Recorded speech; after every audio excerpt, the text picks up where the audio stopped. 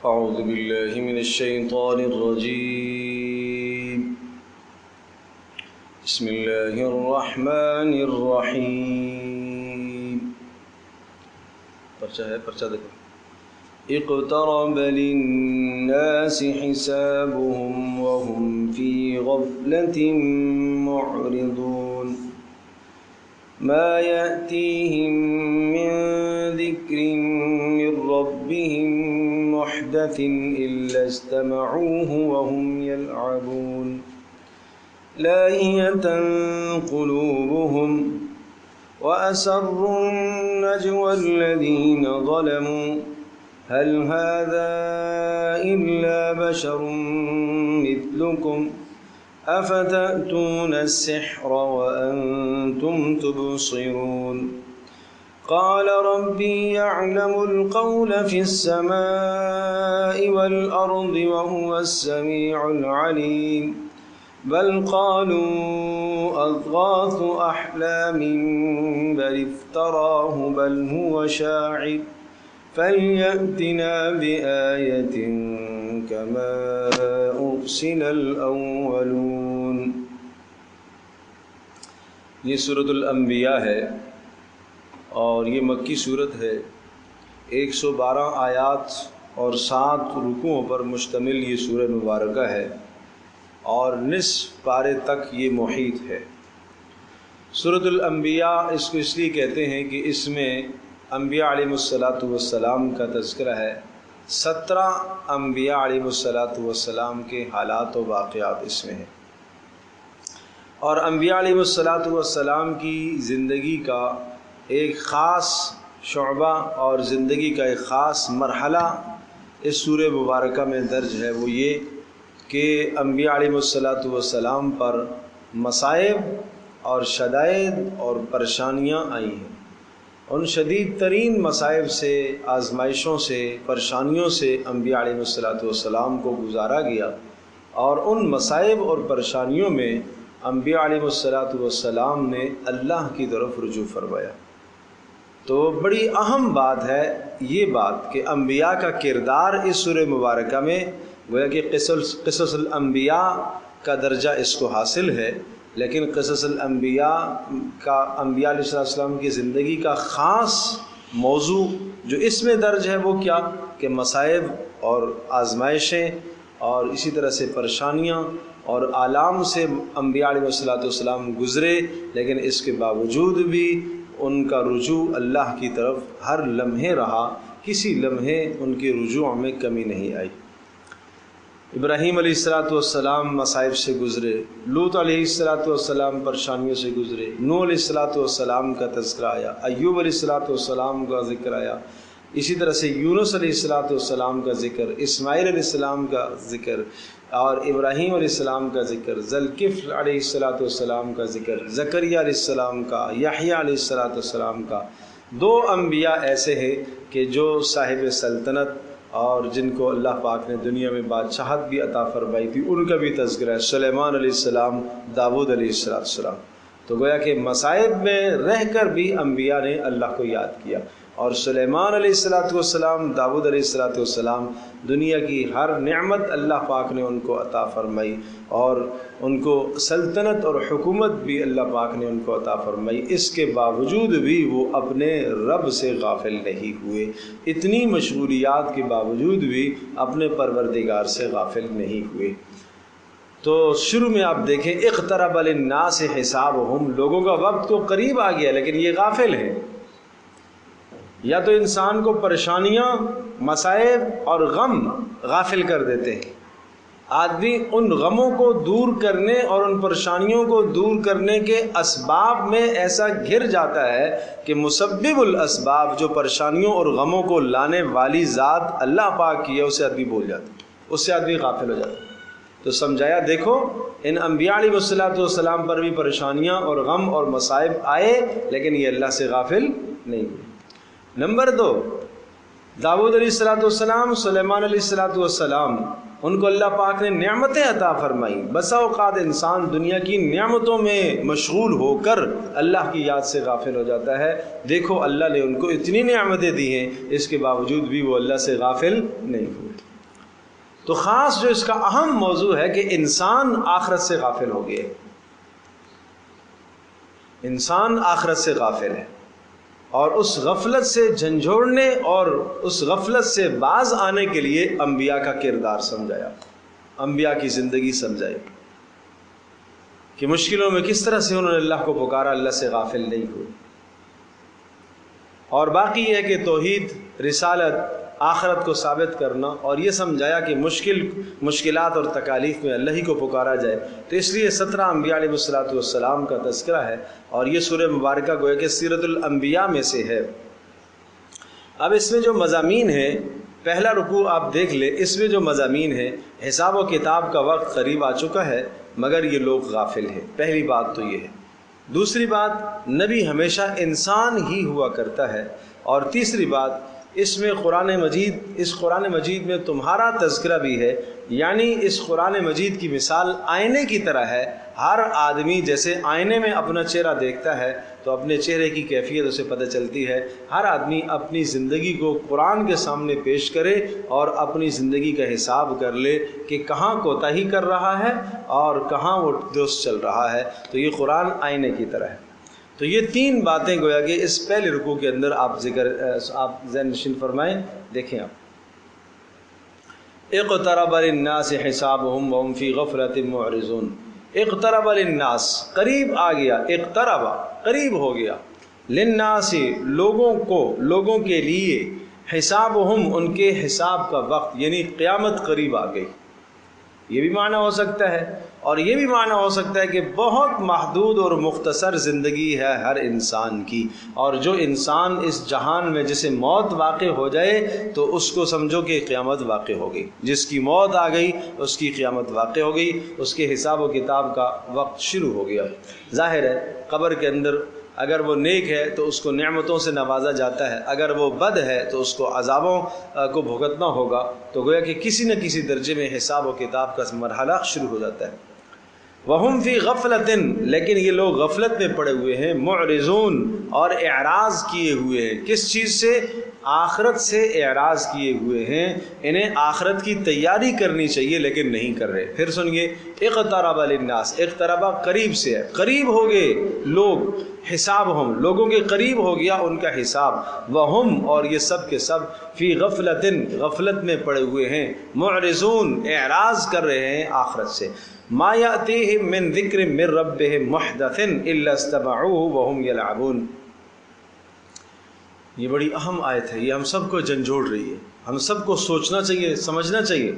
سنیے گا، ما یأتیہم من ذکر من ربہم، نہیں آتا ان کے پاس کوئی بھی ذکر، کوئی بھی نصیحت، ذکر مانا نصیحت، نہیں آتا ان کے پاس کوئی بھی نصیحت نامہ، من ربہم ان کے پروردگار کی جانب سے، محدثن نیا، جو پہلے سے بات سنی ہوئی نہ ہو، نئی بات جب بھی ان کے پاس آتی ہے لیکن ہوتی وہ کس کی طرف سے؟ ان کے رب کی طرف سے ہے، الا استمعوہ، یہ اس کو سنتے تو ہیں لیکن وہم یلعبون، لیکن مذاق اڑانا شروع کر دیتے۔ آج بڑے سے بڑا دینی معاشرہ، دینی آدمی، نماز، تہجد گزار، روزے کا پابند، زکوٰۃ اور صدقے اور خیرات کا پابند، لیکن کوئی شریعت کا حکم ایسا آ جائے جو اس کے مزاج اور اس کی مرضی کے مطابق نہ ہو تو وہاں شریعت کو اگر نہیں کوس سکتا تو کم از کم اس حکم کو بتانے والا جو ہوتا ہے اس کو کوسنا شروع کر دیتا ہے، اس حکم کے نفاذ کرنے والے کو کوسنا شروع کر دیتا ہے۔ تو یہ المیہ ہے آج ہمارا۔ آج دیندار آدمی بھی اسلام کی، شریعت کی بہت ساری باتوں کو پسند نہیں کرتا۔ سزاؤں کی بات آ جاتی ہے، حدود کی بات آتی ہے، قصاص کی بات آتی ہے، حدود و قصاص کے نفاذ کی بات آتی ہے تو جس شخص کے دل میں چور ہوتا ہے اسے کھٹکا شروع ہو جاتا ہے۔ جس شخص کے دل کے اندر فراڈ اور دھوکہ ہوتا ہے اسے کھٹکا شروع ہو جاتا ہے کہ اب اگر اسلامی سزاؤں کا نفاذ ہو گیا تو میں بھی نہیں بچوں گا۔ تو وہ کیا کرتا ہے؟ اسلام دشمنی پر اتر آتا ہے. پھر وہ کبھی نفاذ کرنے والوں کو برا بھلا کہنا شروع کر دیتا ہے، کبھی جناب اسلام کی کسی بات پر شوشہ اور اعتراض کرنا شروع کر دیتا ہے، کبھی یہ کہنا شروع کر دیتا ہے کہ آج کے دور میں یہ ممکن نہیں ہے، آج کے دور میں اگر ان تمام حدود کا نفاذ ہو سکے تو زندگی کیسے گزرے گی.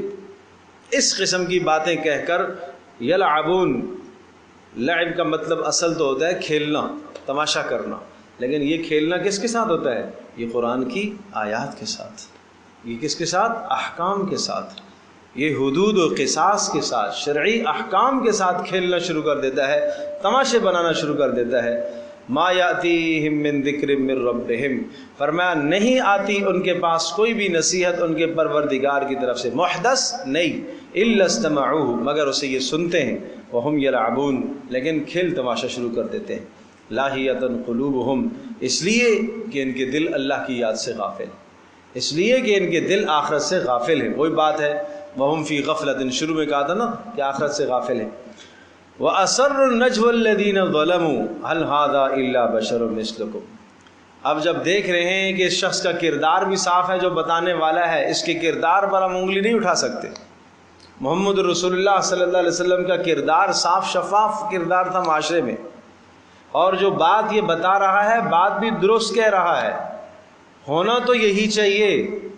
کیسا ہونا چاہیے؟ کہ جو کسی کے مال کو غصب کرے، مال پر ڈاکہ ڈالے، اس کے ہاتھ کٹنے چاہیے. ہونا ایسے ہی چاہیے کہ جو زنا کا مرتکب ہو اس کو بدترین سزا دی جائے، عبرت ناک اس کو سزا دی جائے، ایسا ہی ہونا چاہیے. ہونا یہی چاہیے کہ ایک ہی اللہ کو پکارا جائے جو آسمان و زمین کا خالق و مالک و پروردگار ہے، اسی ہی کو پکارا جائے. باقی سب کے سب ڈھکوسلے بنائے ہوئے ہیں. یعنی کسی نہ کسی درجے میں یہ بات تو آتی ہے، لیکن اگر ہم ان تمام کی تمام اپنی چیزوں کو چھوڑ دیں گے اور اس کے پیچھے چلنا شروع کر دیں گے تو اس کا نتیجہ ہمارے ماحول میں ہماری اہمیت کم ہو جائے گی، ہماری چودراہٹ، ہماری سرداری متاثر ہو جائے گی. تو اس لیے کیا کیا جائے؟ اب میں عرض کر رہا ہوں کہ رسول کی زندگی تو 100% درست ہے، اس میں تو کوئی کلام نہیں کر سکتا. تو بس کسی نہ کسی درجے میں کوئی اعتراض نکال کے لے آتے، هل هذا الا بشر مثلکم. بھائی یہ رسول جو ہے یہ تو تمہاری طرح کا انسان ہے، اور تو کوئی اعتراض کا موقع ملا نہیں تو کیا کہا؟ یہ تو انسان ہے. تو پھر کیا ہونا چاہیے؟ نہیں بھائی رسول تو کوئی فرشتہ ہونا چاہیے تھا. یہ کیسا رسول ہے؟ رسول تو فرشتہ ہونا چاہیے. هل هذا الا بشر مثلکم، فرمایا نہیں ہے مگر تمہاری طرح کا انسان. وَأَسَرُّ النَّجْوَى، اسرّ چھپا کے، چھپ کے بات کرتے ہیں، النجوى سرگوشیاں کرتے ہیں اور چھپاتے ہیں سرگوشیوں کو. الذین ظلموا، وہ لوگ جنہوں نے ظلم کیا، شرک جو کیا کہ مرتکب ہوئے. هل هذا کہتے ہیں الا بشر مثلکم، یہ تمہاری طرح کا انسان ہے. افتأتون السحر وانتم تبصرون، اور تم دیکھ رہے ہو اور سحر کی پوجا کر رہے ہو، سحر کے پیچھے چل رہے ہو. یعنی نبی پاک صلی اللہ تعالی علیہ وسلم کو معاذ اللہ ساحر کہنے لگ گئے، جادوگر کہنے لگے. اور جادوگر کا نام کیوں تجویز کیا؟ اس لیے تجویز کیا کہ اس کے آنے کے بعد خاندانوں میں دراڑیں پڑ گئی ہیں، گھروں کے اندر دراڑیں پڑ گئی. یہ مسلمان ہو گیا ایک آدمی، دوسرا مسلمان نہیں ہوا، گھر کا فرد، تو دونوں میں اختلاف ہو گیا. شوہر مسلمان ہے، بیوی مسلمان نہیں تو جدائی ہو گئی. باپ مسلمان ہے، اولاد مسلمان نہیں تو جدائی ہو گئی. تو یہ جو جدائی ڈالنے کا کام ہوتا ہے یہ کہاں سے آتا ہے؟ یہ تو سحر سے ہوتا ہے. یہ تو سحر، جو جادوگر ہوتے ہیں وہ تو جدائی کرتے ہیں، منتر چنتر پڑھ کے جب جدائیاں ڈال دیتے ہیں، تو یہ تو جادوگر ہے معاذ اللہ ثم معاذ اللہ. اس قسم کی باتیں کہنے لگے.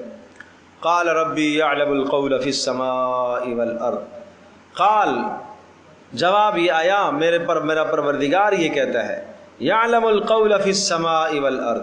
ہاں نبی صلی اللہ تعالی علیہ وسلم نے اتنی بات کہی کہ ربی یعلم القول، میرا پروردگار آسمانوں کی باتوں کو بھی جانتا ہے اور زمینوں کی باتوں کو بھی جانتا ہے. تم سرگوشیاں کرو اور حق کے خلاف باتیں کرو. وہو السمیع العلیم، وہ خوب سننے والا ہے اور حل کے ہر شخص کے دل کے حالات کو بھی جانتا ہے. قالوا اضغاث احلام بل افتراہ بل هو شاعر. کبھی یہ کہنے لگے کہ اضغاث احلام، یہ جو باتیں لے کے آیا ہے، یہ جو کلام سناتا ہے آپ کو، یہ جو قرآن پیش کر رہا ہے یہ کیا ہے؟ اضغاث و احلام، یہ ایسے ہی خیالات ہیں، خواب و خیال ہے۔ جیسے کوئی شاعر ہوتا ہے ایک خیالی پلاؤ پکا کر ایک خیالی پورا ایک منظر کشی کرتا ہے اپنے خیال کی، کہ میں فلاں جگہ پر گیا، پہاڑ نے یہ کہا، زمین نے یہ کہا، آسمان نے یہ کہا، سورج نے یہ کہا، چاند ستاروں نے، یہ کیا ہوتا ہے؟ ایک خیالی تخیل پیش کرتا ہے شاعر۔ تو پیارے پیغمبر صلی اللہ علیہ وسلم پر الزام لگانے لگے کہ ان کی باتیں بھی اسی قسم کی خیالی باتیں۔ بل افتراہ بل ہوا شاعر، پھر کہنے لگے اپنی طرف سے گھڑ کے لایا ہے، اپنی طرف سے بنا کر لایا ہے، بل ہوا شاعر، ہاں یہ تو شاعر ہے۔ تو شاعر ہے تو شاعروں کا کلام کیا ہوتا ہے؟ شاعر تو خیالی باتیں کرتے ہیں، ساری حقائق پر مبنی تھوڑی ہوتی ہیں ساری باتیں شاعروں کی۔ فَلْيَأْتِنَا بِآیَةٍ كَمَا أُرْسِلَ الْأَوَّلُونَ، اگر یہ رسول ہے تو پھر ایسی نشانی لے کر آئے جو اس سے پہلوں کے پاس تھی۔ لائے تو صحیح ایسی نشانی، اگر یہ رسول ہے تو نشانی لے کر آئے۔ فَلْيَأْتِنَا بِآیَةٍ، ایسی نشانی لے کر آئے، کما ارسل الاولون، جیسا کہ پہلے رسولوں کو نشانیاں دی گئی۔ کیسی نشانیاں؟ جیسا کہ صالح علیہ السلام کو اونٹنی کا معجزہ دیا گیا، موسیٰ علیہ السلام کو عصا کا معجزہ دیا گیا، اس قسم کے معجزات یہ لا کر دکھائے تو پھر ہم رسول تسلیم کریں گے، ورنہ نہیں مانیں گے۔ ما آمنت قبلہم من قریۃ اہلکناہا افہم یؤمنون، ما آمنت قبلہم من قریۃ، نہیں ایمان لائے ان سے پہلے بھی کوئی بستی والے، ما آمنت قبلہم من قریۃ اہلکناہا، یعنی جن کو ہم نے ہلاک کیا وہ ایمان نہیں لائے۔ آپ بات کرتے ہو معجزات کی کہ محمد رسول اللہ صلی اللہ علیہ وسلم وہ معجزات کیوں نہیں لے کے آتے جو گزشتہ رسول لے کے آتے تھے؟ تو بھائی جواب یہ آیا، ما آمنت قبلہم من قریۃ، نہیں ایمان لائے ان سے پہلے کسی بھی بستی نے، کوئی بھی بستی ایمان نہیں لائے جن کو ہم نے ہلاک کیا، جن بستیوں کو ہم نے تباہ کیا وہ بستیوں والے ایمان نہیں لائے، معجزات کے آنے کے بعد بھی ایمان نہیں لائے۔ افہم یؤمنون، جب وہ ایمان نہیں لائے تو کیا معجزوں کے ظاہر ہونے کے بعد یہ ایمان لے آئیں گے؟ نہیں سمجھے بات؟ کہ پہلے والی جو بستیاں تھیں وہ معجزوں کے ظاہر ہونے کے بعد ایمان نہیں لائے، تم سے زیادہ سمجھدار تھے، دورست تھے اور بصیرت اور بصارت رکھنے والے لوگ تھے، جب وہ ایمان نہیں لائے، افہم یؤمنون، کیا یہ ایمان لائیں گے؟ اہل مکہ ایمان لائیں، معجزے کے آنے کے بعد ایمان لائیں گے؟ وما ارسلنا قبلک الا رجالا نوحی الیہم، رہی یہ بات کہ آپ یہ کہہ رہے ہو کہ یہ ہماری طرح کا انسان ہے، ایک دوسروں کو کہتے ہو یہ تمہاری طرح کا انسان ہے، گویا کہ آپ یہ کہتے ہو کہ رسالت اور نبوت کیا ہے، بشریت اور نبوت دونوں آپس میں جمع نہیں ہو سکتی، کہ کوئی بھی انسان ہو اور وہ رسول ہو، یہ نہیں ہو سکتا، تم یہ کہتے ہو۔ تمہارا یہ نظریہ ہے کہ یہ تمہاری طرح کا انسان ہے، رسول کیا ہونا چاہیے تھا؟ کوئی فرشتہ ہونا چاہیے تھا۔ تو اس کا جواب دیا، ما ارسلنا قبلک الا رجالا نوحی الیہم، کہ ہم نے نہیں بھیجا آپ سے پہلے مگر مردوں ہی کو بھیجا، رجال ہی کو بھیجا، انسانوں ہی کو بھیجا ہے، نوحی الیہم، ہم ان کی طرف وحی کرتے تھے۔ فاسألوا اہل الذکر، آپ جاننے والوں سے پوچھ لیجئے، ان کنتم لا تعلمون، اگر تم نہیں جانتے تھے، جاننے والوں سے پوچھ لیجئے اگر تم نہیں جانتے۔ کن جاننے والوں سے پوچھ لیجئے؟ اہل کتاب سے پوچھیے، اس لیے کہ مکہ کی سرزمین میں رسول پہلے نہیں آیا، حضرت اسماعیل علیہ السلام کے بعد یہاں کوئی رسول نہیں آیا تھا، تو آپ پوچھئے اہل کتاب سے، یہود و نصارہ سے پوچھئے، ان کو پتہ ہے کہ رسول آئے، اور پہلے رسول کیا تھے، انسان تھے یا فرشتے تھے، کیا تھے وہ سب بتائیں گے آپ کو، کہ پہلے جو رسول آئے وہ انسان تھے، اور انسان تھے، ان کی شادیاں ہوئی ہیں، اور زندگی کے اندر دنیا کے اندر ان کی اولادیں ہوئی ہیں، ان کے ماں باپ تھے، ان کے سلسلے نسب کے تھے۔ تو سلسلہ نسب کس کا ہوتا ہے؟ یہ تو انسانوں کا ہوتا ہے، فرشتوں کا تو نہیں ہوتا۔ فرشتہ تو اس سلسلے سے، توالد تناسل کے سلسلے سے پاک ہے، وہ تو اللہ پاک ان کو اپنی قدرت سے پیدا فرماتا ہے۔ فاسألوا اہل الذکر ان کنتم لا تعلمون، تو آپ ان سے کہہ دیجئے کہ آپ پوچھئے اہل ذکر سے، ان کنتم لا تعلمون، اگر تم نہیں جانتے ہو، اگر تم نہیں جانتے تو جاؤ پوچھو۔ اس سے ایک مسئلہ اور بھی سمجھ میں آتا ہے کہ کسی بھی شریعت کے حکم کے متعلق، مسئلے کے متعلق اگر بات آپ کو معلوم نہ ہو تو جاننے والوں سے پوچھ لی جائے، اہل ذکر سے پوچھ لی جائے، جاننے والوں سے پوچھ لی جائے۔ آج بھی اسلام کے متعلقہ، دین کے متعلقہ، شریعت سے متعلقہ جتنے بھی احکام آپ کے سامنے آتے ہیں، حلال حرام کا مسئلہ آتا ہے، آپ کو نہیں معلوم کہ یہ مسئلہ کیسے ہے، جائز ہے ناجائز ہے، صحیح ہے غلط ہے، آپ کو پوچھنا چاہیے۔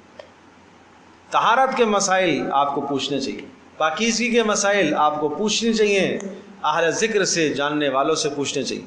شریعت میں طہارت کے مسائل میں ایک بڑا اہم اور پیچیدہ مسئلہ آتا ہے عورتوں کے مسائل، مخصوص ایام میں پاکی کے مسائل۔ یہ طہارت کا مشکل ترین چیپٹر ہے۔ بخاری شریف کی روایات آپ دیکھیں، پورا امام بخاری رحمۃ اللہ علیہ نے اس پر ایک مکمل کتاب قائم فرمائی ہے، ایام مخصوصہ، کتاب الحیض، اور قرآن مجید کی آیات اور بے شمار اس میں احادیث ہے۔ اور رسول اللہ صلی اللہ تعالی وسلم کے پاس ازواج مطہرات آتی تھیں، کچھ تو براہ راست پوچھ لیتی تھیں، اور کچھ حضرت عائشہ رضی اللہ تعالی عنہا یا دیگر ازواج مطہرات کے توسط سے رسول اللہ صلی اللہ علیہ وسلم سے یہ مسائل سیکھتی تھی۔ اور اس قدر ان مسائل کے سیکھنے اور جاننے کا انتظام اور اہتمام ہوتا تھا کہ اگر صحابہ کو کبھی بھی کسی مسئلے میں تردد آ جاتا تو اس قسم کے جو مسائل ہوتے، یا میاں بیوی کی ازدواجی زندگی سے کوئی مسئلے میں اگر کوئی بات درپیش آتی تو صحابہ حضرت عائشہ رضی اللہ تعالیٰ عنہا کی طرف رجوع کرتے۔ صحابہ میں اختلاف ہو ایک مسئلے سے متعلق تو کہا کہ اس میں سب سے زیادہ بہترین حضرت عائشہ رضی اللہ تعالیٰ عنہا ہی جانتی ہوں گی کہ نبی علیہ الصلوۃ والسلام کا یہاں کیا عمل تھا ازدواجی زندگی، میاں بیوی کے رشتے سے متعلق۔ حضرت عائشہ رضی اللہ تعالیٰ عنہ سے وہ مسئلہ پوچھا گیا، انہوں نے وہ مسئلہ بتلایا۔ حضرت عمر رضی اللہ تعالیٰ عنہ نے اعلان کر دیا کہ آج کے بعد اس مسئلے میں اب اس کا حل یہ ہے، ازواج مطہرات سے ہمیں اس کا حل مل گیا، لہذا اس میں کسی قسم کی کوئی اختلاف کرنے کی گنجائش اب نہیں۔ سمجھے جی؟ تو اس طرح سے ازواج مطہرات بھی آتی تھیں اور وہ ایام مخصوصہ کے مسائل پوچھتی تھیں، معلوم کرتی تھیں۔ اور بعض روایات میں تو یہ آتا ہے کہ حضرت عائشہ رضی اللہ تعالی عنہا کے پاس وہ کپڑا بھی لے کے آتی تھیں اور دکھاتی تھی کہ اس قسم کا رنگ ہے، اب کیا حکم ہے؟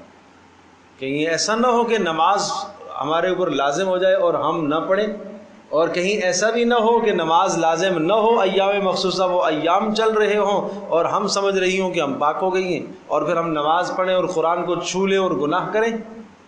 یہ غفلت نہیں تھی ان کو آخرت سے، وہ اتنے بیدار تھے، وہ اس میں حیا نہیں کرتے تھے، اس میں شرم نہیں کرتے تھے۔ آج بڑی بڑی تعلیم حاصل کرنے والے اور بڑی بڑی تعلیم حاصل کرنے والیاں اور بڑی ڈگریوں والے اور والیاں، کیا یہ طہارت کے مسائل معلوم ہیں عورتوں؟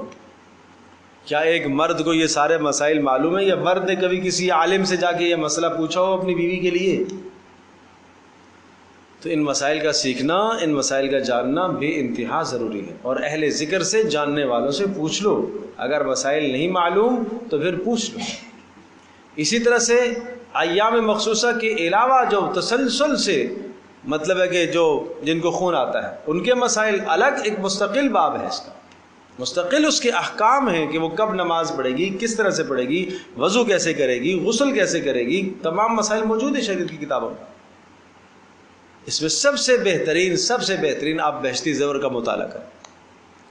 ایک گھر کی خاتون کے لیے بہشتی زیور کا مطالعہ زندگی جاننے کے لیے، اسلام کو سمجھنے کے لیے، اپنے طہارت اور پاکیزگی کے مسائل کو جاننے کے لیے بے انتہا ضروری ہے۔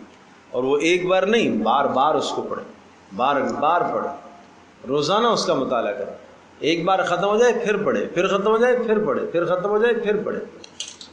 حضرت مولانا اشرف علی تھانوی نور اللہ مرقدہ، اللہ تبارک و تعالیٰ نے ان سے بہت کام لیے، اور یہ ایک بہت بڑا انہوں نے کام فرمایا کہ تمام خواتین سے متعلقہ اہم مسائل کو انہوں نے اس میں جمع کر دیا، جس میں طہارت کے مسائل، عورتوں کے نماز کے مسائل آگے، روزے کے مسائل آگے، حج کے احکام آگے، میراث سے متعلقہ مسائل آگے، تربیت سے متعلقہ مسائل آگے، ازدواجی زندگی سے متعلقہ مسائل آگے، عورتوں کو زندگی کس طرح سے گزارنی ہے۔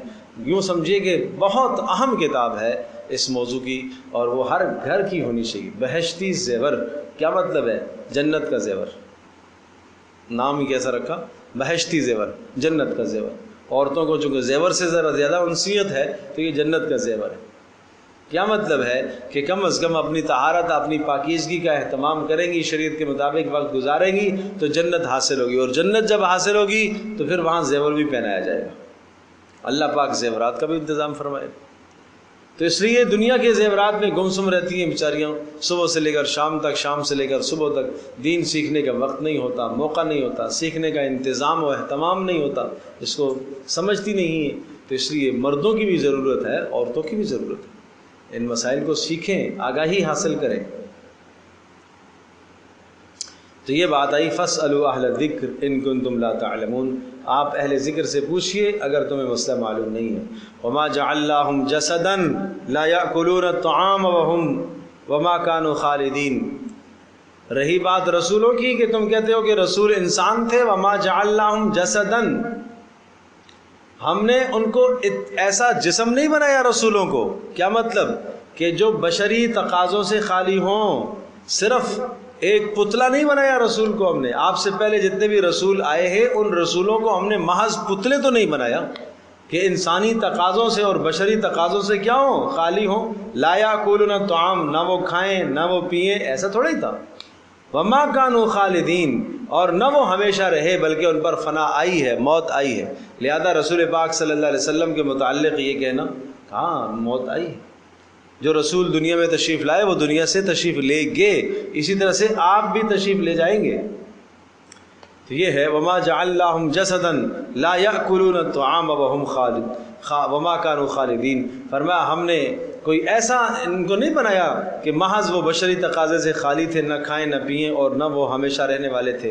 ثم صدقناہم الوعد، پھر ہم نے اپنے وعدوں کو سچا کر دکھایا۔ کیا وعدوں کو سچا کر دکھایا؟ ماننے والوں کو ہم نے نجات دی اور نہ ماننے والوں کو ہم نے تباہ و برباد کیا۔ فانجیناہم، اور ہم نے ان سب کو نجات دی۔ ومن نشاء، اور جن کو ہم نے چاہا ان کو نجات دی۔ فانجیناہم، ہم نے ان رسولوں کو نجات دی۔ ومن نشاء، اور جن کو ہم نے چاہا نجات دی، یعنی جنہوں نے رسولوں کی اتباع کی۔ وَأَهْلَكْنَا الْمُسْرِفِينَ، اور حد سے تجاوز کرنے والوں کو ہم نے تباہ و برباد کر دیا۔ لَقَدْ أَنزَلْنَا إِلَيْكُمْ كِتَابًا، ہم نے عظیم الشان کتاب آپ کی طرف اتاری ہے۔ فِيهِ ذِكْرُكُمْ، اس میں تمہارا تذکرہ موجود ہے۔ فِيهِ ذِكْرُكُمْ، اس میں تمہارے دین کا تذکرہ، تمہارا تذکرہ ہے۔ أَفَلَا تَعْقِلُونَ، کیا تم سمجھ نہیں رکھتے ہو؟